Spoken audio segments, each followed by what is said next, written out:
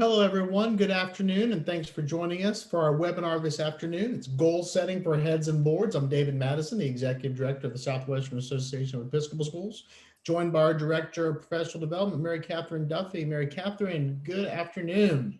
Good afternoon, everyone. I hope everyone's doing well. We're having a little bit of rain here today, so that's always nice. Rain in Harlingen. Excellent. Well, welcome, everyone. Thanks so much for taking the time to join us today. We got a couple of housekeeping items, but before I jump into that, if you'll find the chat box, let's use the chat for this, or the Q&A if that's easier for you to grab. There's a button that you should see that says Q&A chat. Maybe you may see a button, or you may see that under more, depending on the version of Zoom you're using. But in one of those places, will you share with us the role that you serve your community in? So are you head of school, administrator, are you a board member, are you a rector, faculty member? Just give us an idea of the role that you are currently serving, and that'll help us as we're going through our presentation today. While you're doing that, I'm gonna have Mary Catherine kind of summarize that for me a little bit, but while we're doing that, let me add a couple of other housekeeping items. The Q&A box will be the best way for you to communicate to us during the presentation. If you have questions, if anything needs to be clarified, please use that Q&A box. Just dump those questions in that Q&A, and then throughout the presentation today, we'll try to answer all those as best as we can. Recording of this will be available. Slides will be available as well. Both of those are in the webinar library or the document library. You'll need your login credentials.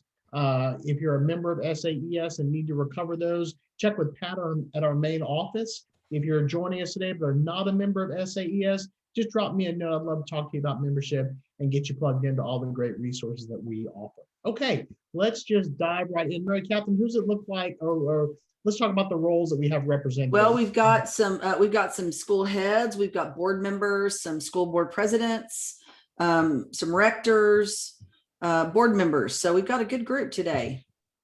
Good. Okay, a little bit of everything. Well, fantastic. Well, again, make sure to pop those questions in the Q&A as they pop up.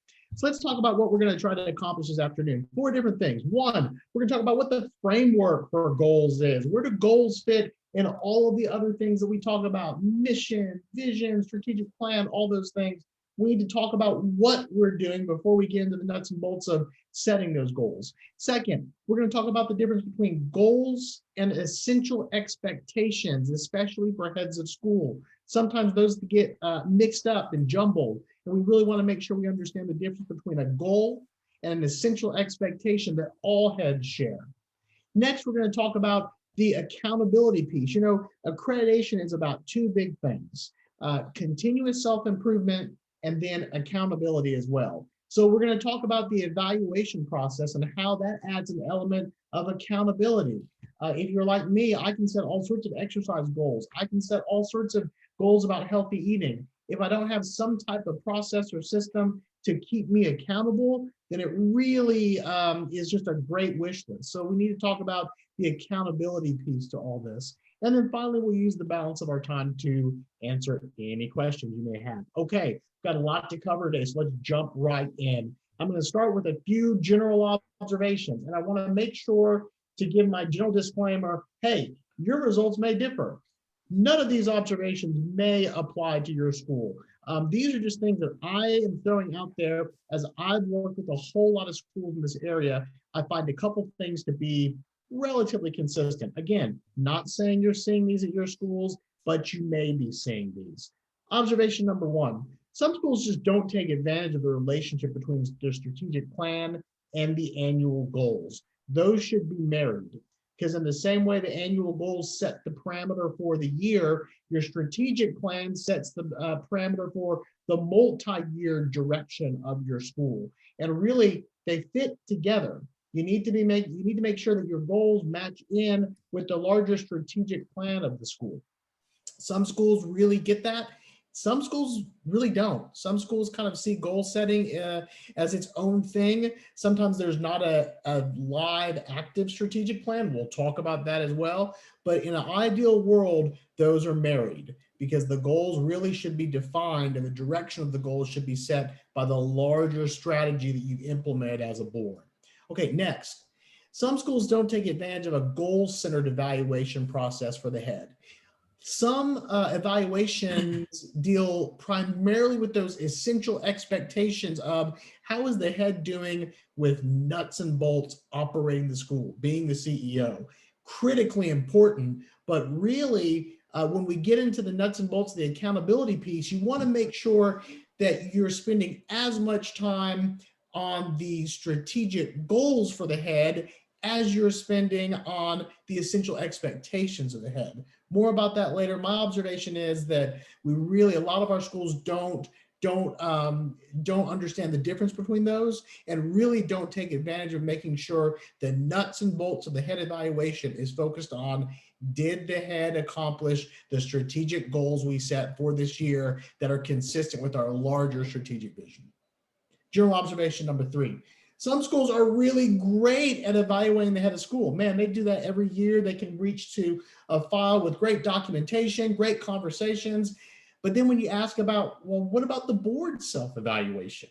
The conversation tends to get a little lighter at that point. So the observation is really solid boards spend some time evaluating themselves, not just focusing on, we have one employee at the head, so we've got to make sure we're getting robust feedback there. But what are we doing internally as well to make sure that as a board, we're evaluating our process and evaluating how we're accomplishing goals? Let me stop there and give Mary Catherine an opportunity to respond or throw in anything she'd like to throw in.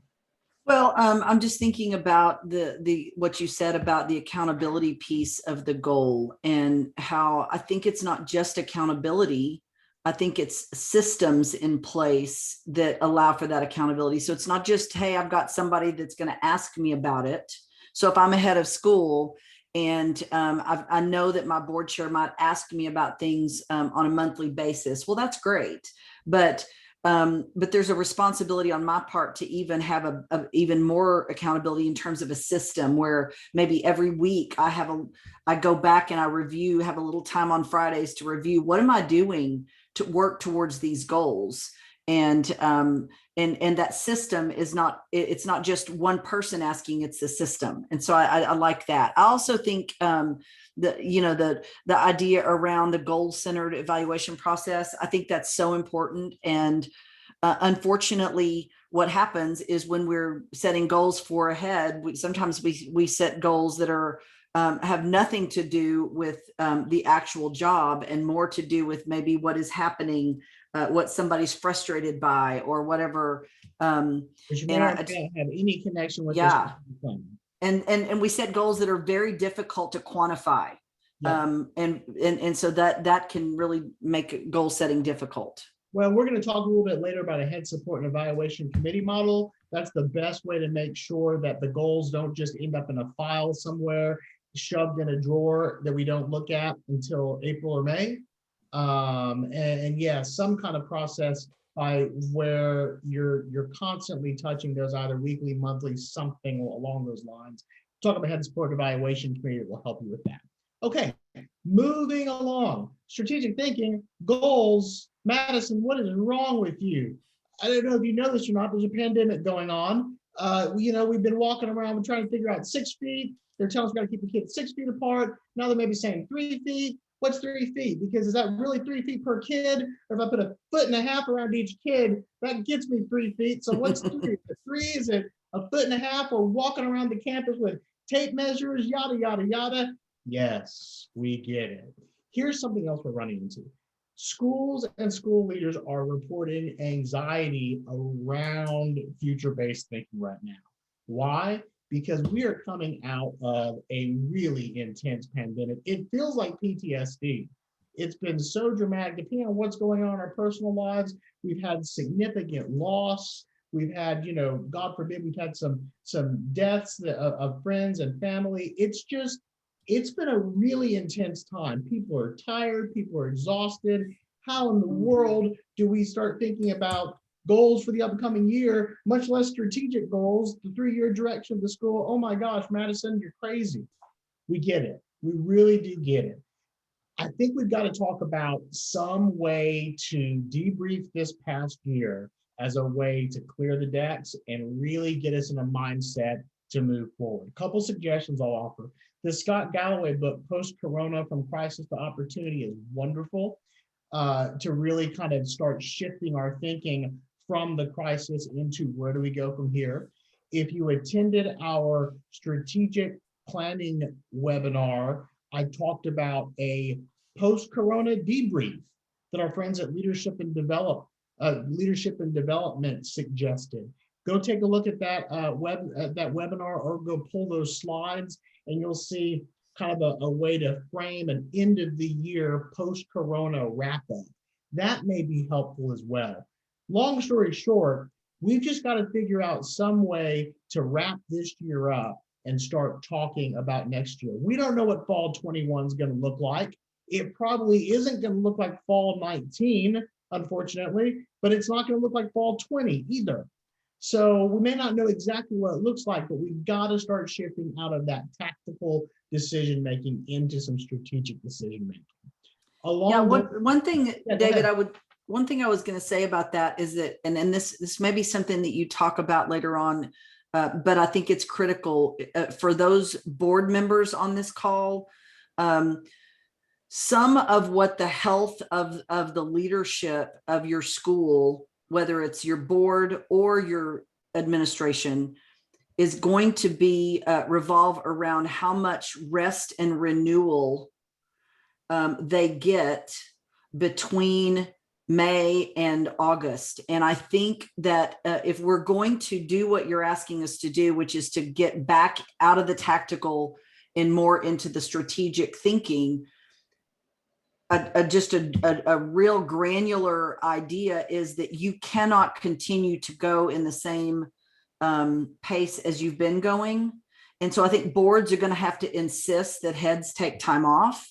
I think boards are going to have to take a look at how much work they're doing that's not really their job anymore. And I think that's going to play a part, because it's easy for us to say, oh yeah, let's get back into generative thinking. But you're right, we all have PTSD. And so in order to do that COVID debrief and then rest and take a break is going to be paramount, I think. I don't think anyone's had a summer break yet. And what I mean by that is, Nope. I really think summer 19 was the last time a lot of my heads really fully unplugged. Mhm. So hopefully that's not the case. But I think a lot of folks would say that last summer was, 90 miles an hour. So I think you're right. I mean, I think the reality of that is, to do this kind of work, you've got to have emotional bandwidth, and you've got to have energy bandwidth. Exactly. So, that's a really important conversation about when do we want to start this process. It may be a situation where you want to do your COVID debrief before you break for summer, and then you build some time away. When we get into the nuts and bolts of your head support and evaluation committee, that may be something you put off until July, August, or into August to really. Yeah, and I've got some personal thoughts around when you, even as a head of school, when the head of school should be taking when do I look at my year? Yep. Do I do it May? Do I do it in July? I've got some thoughts about that. Well, and we're going to have lots of opportunities for the rest of the spring to talk about that as we get into, what will fall 21 look like with COVID, but more about that later. So here's a graphic. We don't need to spend a lot of time on this, but just showing where goals fit in alignment with the strategic plan and with the mission and the vision. So in an ideal world, they're all aligned. They're all beautifully aligned. That mission and vision is answering what's our why? Why does the school exist? The strategic plan is our 3-year vision, or whatever appropriate window you think. What does wild success look like? And then the annual goals are, what are the different bits and pieces we need to accomplish this year to reach that wild success that will further our mission? So let me ask this question. Let me launch a poll question. And post-COVID, I don't know if anyone can really say they have a active strategic plan, but maybe. But let me ask that question. Does your school right now have an active strategic plan that you're working under? Let's take a little bit of time to answer that question. If you adopted a plan in 1819, my gosh, it's a different world. Or in the fall of 2019, like even January of 2020, where we adopt this plan and things just go nuts. So a couple more seconds on this. Folks are coming in. Good answers. Answers are coming in. Okay, let's take a look. Let's see what everyone says. So yeah, everyone feels like they're in pretty good shape about this. We've got 54% of folks saying, yeah, we do have an active strategic plan. That's awesome. 38% said no, and then one said, I'm not sure. Which, yeah, that may be the school that just recently adopted, and now like, that data we collected, that was pre-COVID, so I'm not sure. But regardless, let's talk about what you do, because you're in kind of two different camps. I'd argue that the I'm not sure respondent probably falls into the no. But let's talk about if you have a strategic plan versus if you don't have a strategic plan, what that should look like. So if you've got a strategic plan, you've got your strategic areas identified. This is our good friends at St. Swithin's in the Swamp. Your plan will look different, but here's an idea of the strategic areas that have been identified. They identified enrollment management. We think that's going to be a huge area moving forward. They want to have a capacity and enrollment with mission appropriate families while meeting national benchmark for retention. Operational technology was another strategic area for them. As a school, our underlying technological infrastructure will support the needs of students of the fourth industrial revolution. So that's an example of the strategic areas. And then what they've said, okay, for this annual, we're going to look at those strategic areas. Those are our goals for the 3-year plan. And then they've gone into that next column and said, okay, here's what we want to achieve for this year. So the goals are rebuild and maintain enrollment at or near 400 students. I get a little bit nervous when I see specific numbers about enrollment management as a goal, but that's fine. Enhance schools' image in the community and introduce their new student learning system, student information system. And then it gets a little more nuts and bolts oriented in the next column that talks about the action plan. So in order to hit that goal for the year of rebuilding and maintaining enrollment, they're going to really focus their energy this year on developing a database marketing process. And they've got an idea of how we're going to assess that. I love that they've chosen target number of inquiries as the assessment piece, as opposed to that 400 student piece. I really think I get a little concerned when you have specific enrollment numbers tied as an assessment piece, just because the enrollment process, the admissions processes is a little trickier than just hitting a set number. But this is just illustrative. The point is that the goals have been set and then fleshed out in accordance with the strategic plan. So if you've got a strategic plan in place, that's the first thing you pull out. You pull out that document, you look and assess how you're doing in those strategic areas, and then you identify, okay, for this upcoming year, 21-22, what do we want the annual goals to be? What happens if your school's between strategic plans? What happens if you don't have a strategic plan? What happens if you have a strategic plan that was pre-COVID and you look up and realize, oh, wow, COVID has brought to the surface a whole slew of things we need to focus on that we weren't even aware of? Well, that's where we get to the difference between strategy and essential expectations. And I really want to drill down on this. So both of these are important, but they're different. And what I mean by that is, the essential expectations of a school head, these are things that should be happening every year. These really aren't goals. You want to have something in the evaluation process that talks about whether or not these things are being hit, but a yes or a no, maybe a 1 through 10 or a 1 through 7 Likert scale, something to give the head some general feedback on her or his performance. But really, these aren't goals per se. The essential expectations, you can find all sorts of different lists. The job description of the head of school will probably have a list of essential expectations. This is a list from an ISM article, Independent School Management, that just kind of tries to outline what are the, 13, 14 things that we expect of our head of school. Advancing the strategic plan, supporting the school's missions and values, all those things. Manage to line 6. That's a little jargony relating to their strategic financial plan, but it has to do with whether or not the head of school is effectively managing the finances of the school. But all of these things need to be involved in the evaluation process, but these really aren't strategic goals. So whatever your evaluation process looks like, it needs to include a list of essential expectations of the school head. preferably one that the school head has seen before she or he is going to be evaluated on it. That's a big issue. We find that, heads of school will tell me, we've got the evaluation instrument, but the first time it was shared with me was in April or May when we used it. Well, that's not best practice. So whatever those essential expectations are, they need to be outlined and agreed upon between the head and the board. Let's talk a little bit more about the nuts and bolts of setting those goals and why the distinction between essential expectations and strategic goals are so important. This is from an article from BoardSource. If you haven't used BoardSource, they're a great resource. They're primarily for nonprofit organizations, but they're board training resources, board evaluation resources, and a lot of their materials translate to the work that we do in Episcopal schools.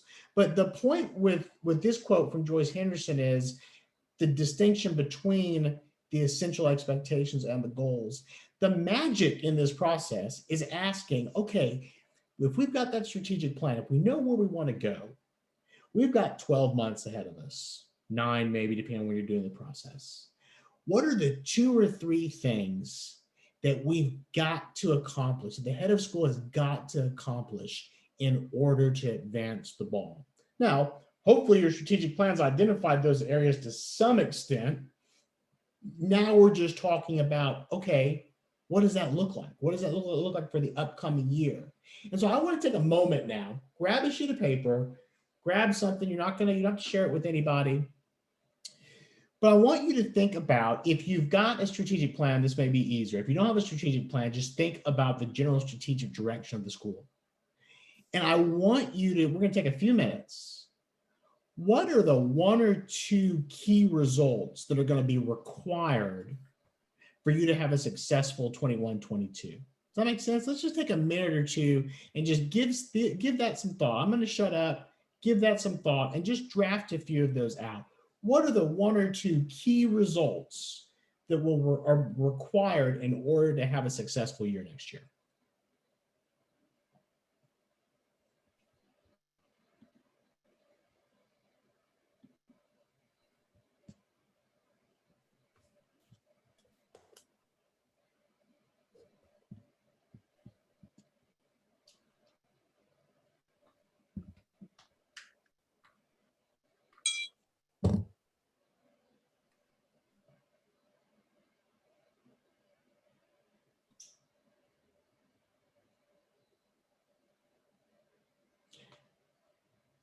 Now, is anyone willing to share? I promise you you can do it. You can share it in chat. You can send it, if you want to be confidential, you can just send it to the panelists. You can put it in Q&A. Is anyone willing to share what 1 or 2 key results may be in order for next year to be successful? I'm going to just pause for a little bit to see if anyone wants to share that. No one's required to.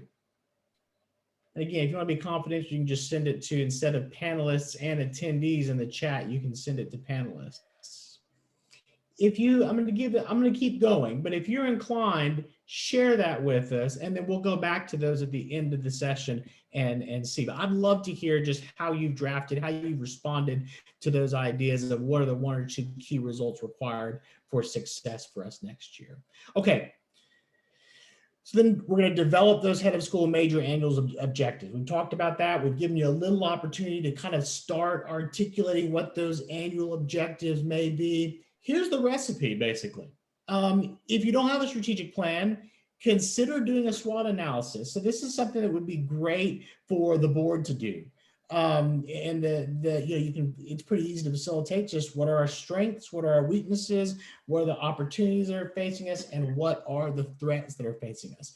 If you're just not sure where to go, I would go to our document library and take a look at the SAES vital signs. So those are the 13, 14, I can't remember exactly how many there are, but a handful of indicators that all strong schools share. And that's another great way to do this kind of analysis. If you don't want to just do the old traditional SWOT analysis, pull out the SAES vital signs and spend some time with your board working through those and asking, how are we doing? Are we exceeding that vital sign?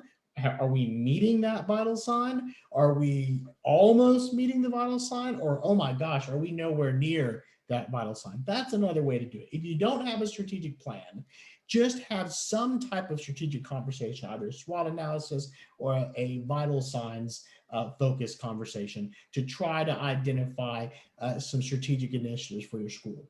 If you have a strategic plan, that's great. Just pull that out. Some of that work's already been done for you. Then do what we just did a moment ago. Identify what are those 2 or 3 major objectives for the upcoming year. If you've got a strategic plan, it needs to be tied to it. Again, COVID happened, so it's possible if you've got an old strategic plan, you've identified a major objective that's not tied to the current plan. In an ideal world, we would say you shouldn't do that, but it's COVID. So I have no doubt that you've identified some things that may be outside the strategic plan. And then the last point is you do this filter. Every objective should be a potential institutional difference maker. No doubt you've come up with more than 2 or 3 major objectives. That's normally the biggest challenge, is you come up with half a dozen objectives that make the head spin. And it's like, oh my gosh, how are we gonna get all that done in a year? Or you create this great, amazing chart that just is like, oh my gosh, if we had 36 months, we couldn't get all that done. Filter them out to really make sure that what you're identifying is a difference maker for your institution. And if not, it may not be what you want to focus on. But really do that last filter. What you don't want to do, in my opinion, is leave this exercise with half a dozen major annual objectives for the head. That tends to be more than we can accomplish. Mary Catherine, thoughts about that? Yeah, well, I have thoughts about this because I tended to do this to myself on the regular. 17. Yes, 27 difference makers. That's right. Yeah, and the reality is, number one, our heads of schools, most of us as heads of schools, we're in it to win it, right? We want to accomplish 1,000 things, and we're going 90 to nothing, and the reality is that you never finish anything. And I can speak from experience with that. The other thing I think happens is when either the head of school does that to themselves and the board allows it, or the board does that. And then they say, here, head of school, on a silver platter is all the stuff that you get to do this year. And it's 27 things, and let us know how it's going. And I think manage that pandemic. Yeah, I think it's really important for our board members on this call to be paying attention to that not all of these objectives are solely the head of school. There could be a couple that are like, yeah, the head of school is the one that has to kind of take the lead here. But many things are things that boards can be a part of and should be a part of. And so I think it's critical to just pick the ones that you feel like will really make a difference and really focus your energy on that.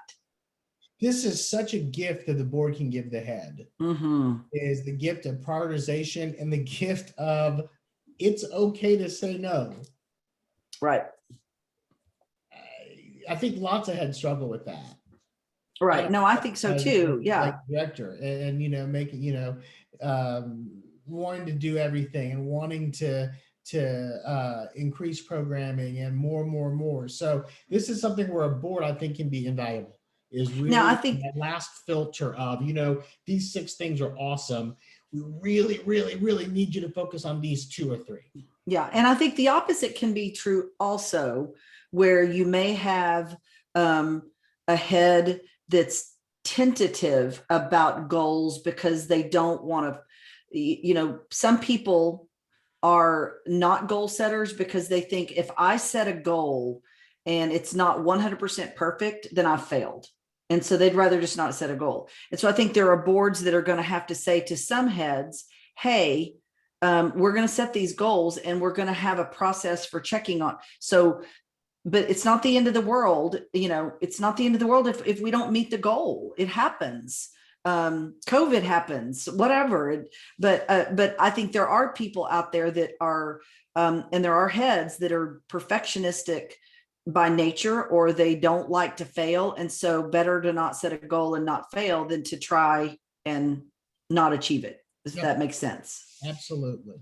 Okay, so let's say that you did the SWOT analysis and you're between strategic plans or you don't have a strategic plan. Here's what this could look like. So again, back to our good friends at St. Swithin's, they did their SWOT analysis and they identified, you know what? We probably have three baskets of area, three goals we need to accomplish in three different areas. First was financial. And they said, you know what, we really need to oversee the financial process of the school, make sure we're remaining in the black, and modernize our processes. So this was a school that really just needed to maybe tighten some things up. Maybe the audit identified a couple things with controls, who knows, but that's going to be their goal. And they fleshed it out in that next column and said, you know what, in order to hit that goal, we're going to make sure we've got a 2-year balanced budget as opposed to just a 1 year. So we can start building in kind of a longer budget window. And then also we're going to really try to have 120 days cash on hand by the end of next year. That's a vital sign. You heard me mention the vital signs. One of the vital signs is that you have enough cash flow on hand. You've got enough cash rather on hand. I think 120 days of cash is the minimum a school should have. And so that's going to be one of the things they're going to do to accomplish this goal. In advancement, they really feel the need to hire a director of advancement. This is a school that was growing that area, but hadn't dedicated the resources to a full-time director of advancement. So they're going to make that an annual goal. And then, no surprise, they didn't have a strategic plan. They were between plans. It had been a long time since they adopted a new strategic plan. So that was their third goal. They said, you know what, we need to design and we need to launch a planning process that we can start in the fall and really write a new strategic plan. So this is a great example of just because you don't have an active strategic plan, this is some good strategic thinking. They identified advancement as a goal. They've identified some financial pieces as a goal, and they're going to figure out what do we need to do to have a really, really solid strategic plan moving forward. Strategies and goals are the cornerstone of a rich evaluation process. Okay, so I'm switching gears a little bit and we're switching into the accountability piece. So again, accreditation, two big things, continuous self-improvement and accountability. I'm going to lose 25 pounds this year, but I'm not going to have any way to measure that. Wrong, wrong. Continuous self-improvement tied with accountability.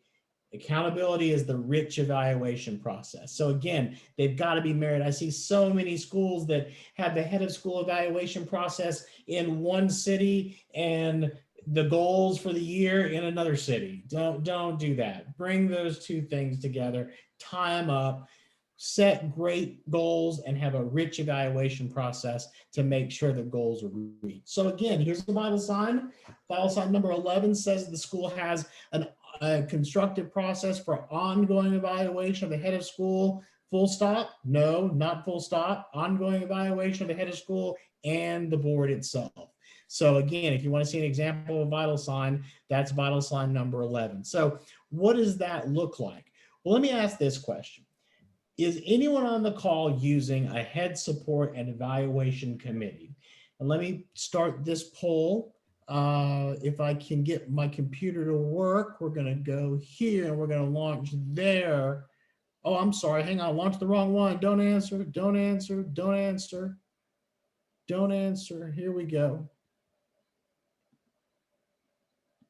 Okay. Does your board use a head support and evaluation committee for the purpose of doing the things we're talking about today? So what are your answers? Yes, no, or for lots of schools, the executive committee does this. That's a practice that's pretty standard. Last call, last call. Okay.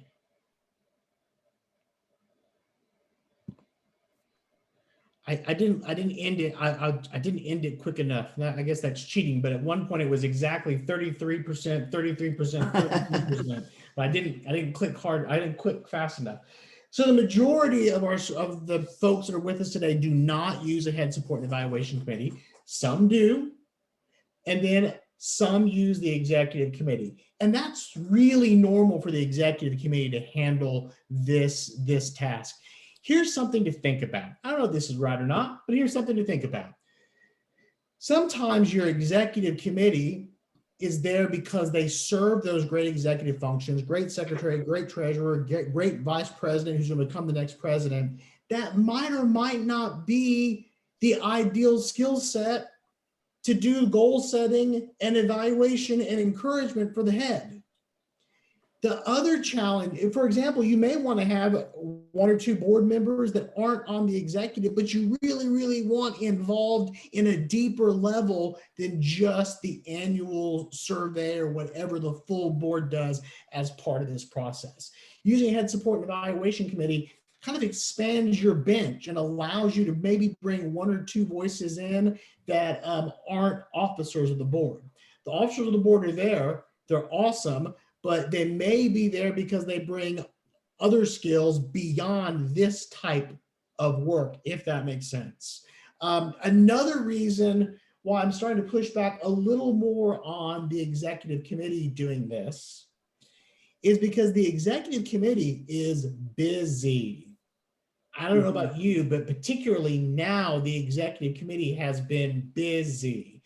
What I have found in some schools, again, your results may differ, but what I have found in some schools is they're so focused on other issues that the evaluation of the head and the regular check-in on goals tends to be put to the back burner. That is through nobody's fault, and that is through no bad intention. It's just the reality of everything that the executive committee has to deal with.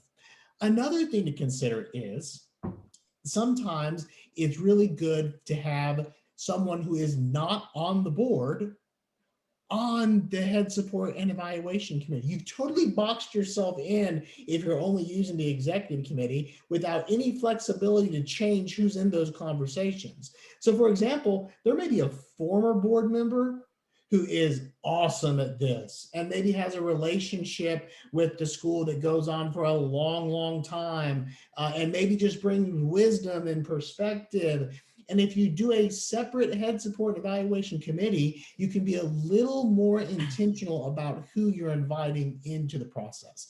Again, I don't think it's wrong to have the executive committee do it. I just wonder if using a head support and evaluation committee as opposed to the executive committee may give you some additional ways to make this an even more successful, even more engaging process. Mary Catherine, your thoughts on that? Yeah, I agree with you. You know, I did not necessarily always in all of my years have a separate head support and evaluation committee. I think I did for a period of time, and then it went back to the kind of the duty of the executive committee, and that worked. It was fine. But I would agree with you that what's optimal is to have this committee be a group of people that is really skilled in this area. And I also think that sometimes especially in smaller schools, executive committees sometimes do all the work of the board, and that creates problems within the board where the board feels like that if you're not on the executive committee, then there's no decision making. It can create problems where the executive committee is doing all of that work. And this is one of the ways in which that causes a problem, because now we're not only being the executive committee, we're the head support and evaluation committee, and most of us are maybe on the finance committee, and then all of a sudden it's just a few people. And so I think you're absolutely right that it really should be separate if you can do that. And I love the idea of getting people that are not necessarily board members. I don't think it should be everybody, but one or two that have been helpful, that are in this area of support and nurturing of the head and helpful. I think that that's a great idea. And you know what? Some board consultants, I don't know if I'm ready to go this far or not, but some board consultants are saying tomorrow, blow up the executive committee. So some board consultants are saying that because what happens is you end up with the executive committee who really is making all the decision making, right, and then the full board gets together and the expectation is that they rubber stamp whatever the real board decided on. Yeah, for sure. No, I'm not sure. I think the vast majority of my schools have executive committees, and probably the vast majority of them use executive committees pretty effectively. But I have seen some pretty compelling cases made for maybe that structure isn't the best for us. And maybe we create committees such as a head support and evaluation committee to do this. And this committee that's going to focus on that particular task. And this committee is going to focus on that particular task, with the end result being more engaged board members. Right. Because some board members report, if you're not an executive, you go to the meetings, you go through the motions, but I don't know if I'm engaged. I don't know if I'm really engaged or not. So again, I'm not advocating for that necessarily, but it is an interesting trend that I think we're seeing more and more schools play with to try to build engagement from everybody. No question those executive folks are engaged, but trying to build engagement from everyone. Right. So, okay, let's say you want to go this direction. Maybe you want to say, you know what, let's have a head support evaluation committee. Let's not just have the executive committee do it, or let's not just have the president coordinate it for the full board. Let's really do a head support and evaluation committee. So ISM, one more comment I want to make about this. A head support and executive and evaluation committee that comes together regularly can serve a really important link between governance and school operations. What in the world do I mean by that? If this group is meeting regularly, it's a great way to provide feedback to the head, appropriate feedback to the head about the climate, about what's going on, without that taking airtime at the full board meeting, if that makes sense. And so what it does is it can make sure the board is focused on governance appropriately. But where you are in that shared lane and where governance issues touch operation issues, this committee can masterfully handle that, if that makes sense, and can address it before it becomes a larger board issue. Just want to make that general observation, and then talk about, here's the recipe for that. Well, both we think you should create one. ISM thinks that you should create one. Just along that argument that this really is important enough to have its own group. Composition, we always get questions about that. What's the magic number? There is no magic number. Smaller rather than larger. I think 4, 5, I think beyond 6, it's starting to get a little bit large for scheduling purposes. We normally see it comprised primarily of current board members. Love the idea of the head being able to invite a non-board member to the conversation as well. No black and white rules that we're going to tell you about composition, other than keep it manageable, because in an ideal world, this group is coming together monthly, maybe more often if it's a new head. But definitely this group is going to be coming together. If everything's going well, these are great meetings. The head support evaluation committee, everything's just cranking along. We're going to talk about what those periodical meetings look like. But that's where we start, is by inviting folks to be members of this group. David, that's a good question. You just kind of mentioned something. You may be going to touch on this at some point, but a question I get a lot is, should the head have a say in who's on this committee? I think so. I do too. Yeah, I mean, again, the word next to head is support. Right. So the evaluation piece is critical, but equally critical is the fact that this group is supporting the head, encouraging the head, making sure the head has what she or he needs to be successful. So, to me, it's like picking a coach. If you're going to pick an executive coach, it makes a whole lot of sense for the head to have a say in that matter. Doesn't necessarily make sense for you to wheel someone in and say, hey, here's your coach. Maybe. I've seen that, and sometimes it works. Right. But in an ideal world, yeah, I think the head should have some say in this. Should the head have absolute say? Probably not. And I mean, I think it'd be a challenge if the head said, I really don't want the president or the vice president or the secretary or the treasurer, or any chair of the committee on trustees. I don't know. So I don't know if they should have total say. I think some of the folks who are going to be on this committee are going to be on it just because by nature of the other offices they hold, kind of ex officio. But yeah, I think the head should have a say in this, personally. Yeah, I agree. That's what I tell boards. That's what I tell heads. Okay, step 1. Remember when we talked about that list of essential expectations? That's your first step. What is the list of essential expectations? And this is something the head should have a little say in as well. You may have this in the job description. If you don't, you can use the list that I put up from ISM. But there needs to be some type of list of, okay, what are the basic essential expectations. If you look at our document library, we have an exhaustive list in our head evaluation instrument of essential expectations. We probably have a few too many essential expectations in that document. But that's the first step, is just as a group, you should be locking into a list of essential expectations.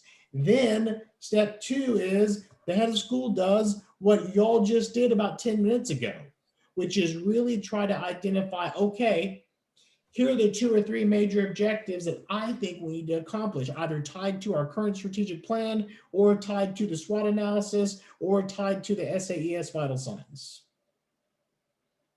Then you get together and you talk. So ideally, normally this happens about the summer. And again, because of COVID, we need to be intentional about when you want to schedule this.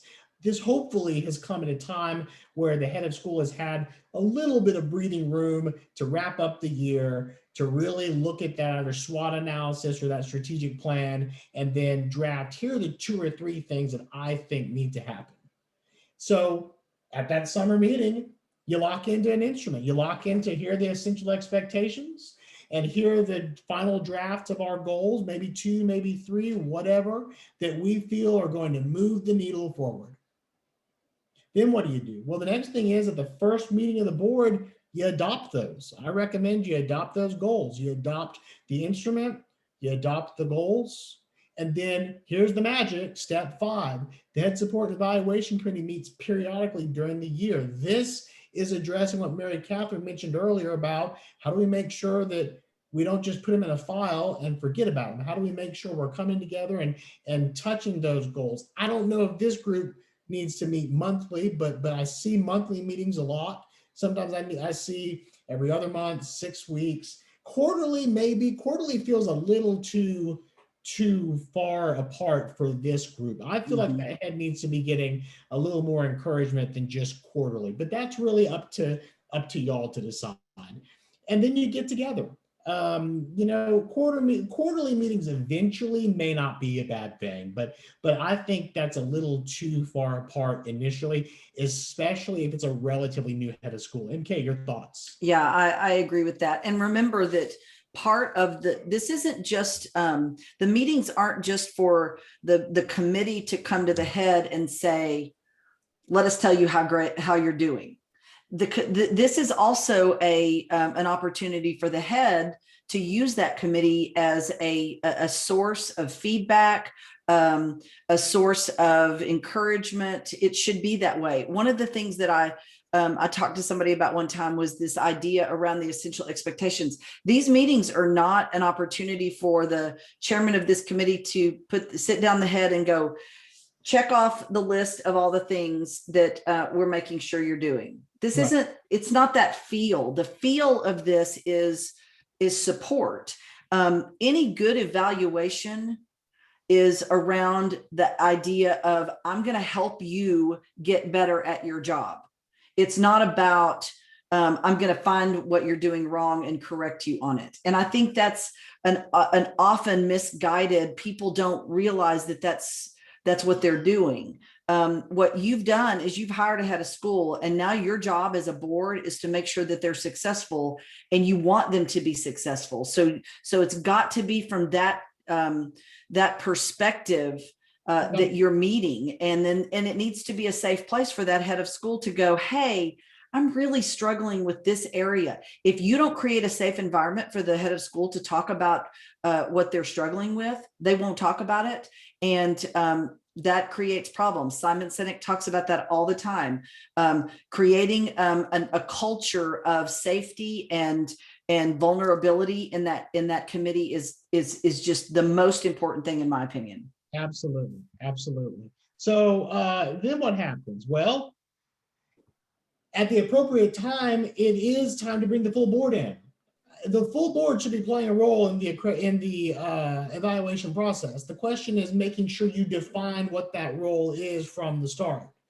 One way to do it, and we like this approach, board members complete that instrument that you just locked into at the start of the year that has those essential expectations, and they're able to rank either on a yes, no, or a Likert scale, probably is better, on how the head is doing on all those things. And then How did the head do with regard to attaining those 2 or 3 needle mover goals?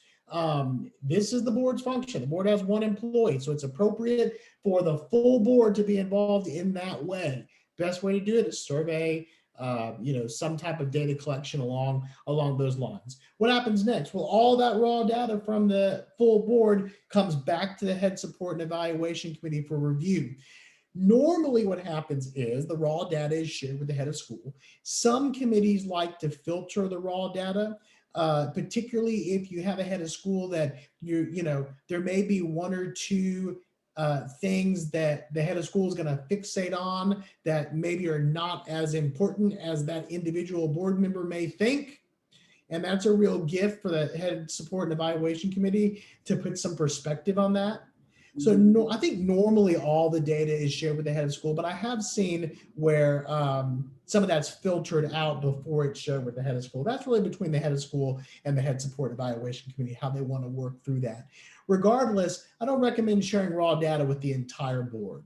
It's too easy for raw data to be cherry picked. And what we love to see is the head support and evaluation committee providing a summary document for the full board that has the mathematical calculations for the quantitative work that you've done around the essential expectations, and then also has a narrative summary around how the board feels the head of school did with attaining the goals that we identified.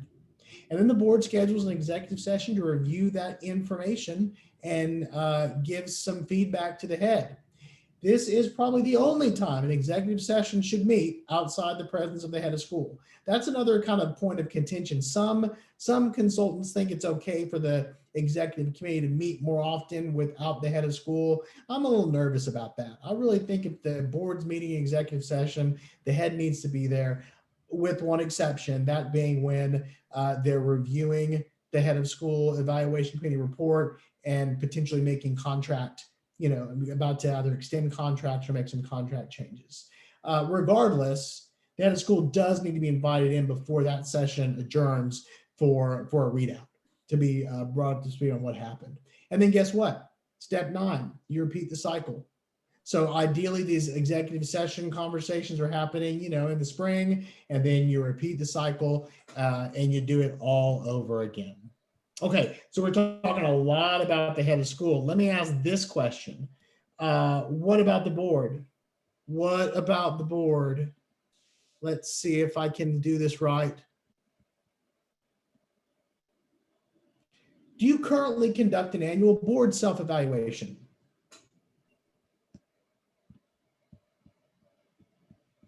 Got to get some Jeopardy theme music when we launch these polls. No. Yeah, we should. I could just sing it. No. Well, you know what? I don't know if hang on 1 second. I've done this wrong. Oh my gosh, Mary Catherine, I did it wrong. I got to relaunch it. Oh, it's only showing results. I already launched it once. Try again. Sorry. Try again. Sorry, people. Do you currently conduct an annual board self-evaluation?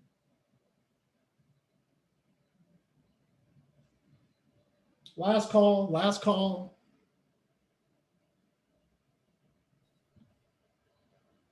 Okay, pretty good. Oh, good. Yeah. 20%. No, that's really, really good. So congrats. I love to see that boards are doing that because boards need feedback as well. Boards need the opportunity to sit back and ask themselves, how did we do this year? Few comments about board evaluations, then we'll use the balance of the time to have Q&A. We've got an example in our document library. So if you are in that 20% that is not doing an annual board evaluation, you don't need to reinvent the wheel. BoardSource has wonderful examples. We have an example in the document library. Here are the big elements. Again, the board should focus on how are we doing in attaining our goals. How are we functioning cooperatively as a board or corporately as a board? Are we showing up to meetings prepared? Are we attending committee meetings? Do we understand the difference between operational work and board work? Do we support the head of school? Are we an ambassador for the school, et cetera, et cetera, et cetera? And then that's as the board as a whole. What about individual members? How am I doing individually? Am I doing all those things? Am I showing up? Am I making a financial contribution to the school? Et cetera, et cetera. And then what's the follow-up process? So again, we don't have time to go into a committee on trustees, but in the same way, there should be a head support and evaluation committee. There should be a robust committee on trustees. That group can oversee the annual board evaluation. That group can also come up with the board development that needs to happen to make sure that the board is performing as best as they can, and et cetera, et cetera. So again, we're not going to go into a lot of detail on that right now. There's some examples in the document library. The important thing is that you're spending a little energy on evaluating the head, on evaluating the board of trustees in the same way you're spending energy on evaluating the head of school. Okay, look at that. It's Mia, the inquisitive Weimreiner. So we're going to stop the share. And we're going to use the bulk of our time now to see if there are any questions. We do have some, you wanted to talk, some people actually did share their ideas about. You know what? Let's do that. Let's You want me to first share those with you? share some of those. I'd love to hear kind of what people are thinking. And then if there are any questions, we can, we've got a couple minutes, we can take some questions as well. Yeah, some of the goals were maybe improve the quality of curriculum at all grade levels, build community, rebuild relationships hindered by COVID protocols. We had increase enrollment, build reserves, fundraising events. Do we need to change those, keep them large, or make them larger, keep them small, and just looking at all kinds of fundraising goals? Yep. Those all sound good. Yeah. Again, you know, the only other thing is ask how that's tied to your larger multi-year strategic plan. Right. Ask how that's tied to your vision. Again, going back to that funnel, we want all those things beautifully aligned. And, you know, David, one of the things that I think we need to clarify again, and this is for people who struggle with failure, or once we've said this is our goal, changing it. COVID changed the game clearly for all of us. And so I don't think anybody should feel, you know, if you did do a strategic plan in 18-19 and then COVID hit, and you're looking at it, don't hold on to things that are not helpful to you just because you said you would do it. It's not helpful. And you've got to be willing to go, you know what? I think even though we did this a year ago, we're going to have to start over because it's been such a mess. Yep. It just changed the landscape of how we do business. And I think we've got to be, I think we've got to be willing to let it go and start again. Yep, I agree. It's hard, but I agree. Mm-hmm. Any other questions, MK? Nope, that's it. Gang, thank y'all so much for being here. I'm going to go ahead and stop the record. For those that are watching the recording, thank you so much. Don't ever hesitate to reach out, and we're not going to run away, but we'll hang on for a few more minutes if there are any other questions. Thank you so much for being with us, Mary Catherine. Thank you. You bet.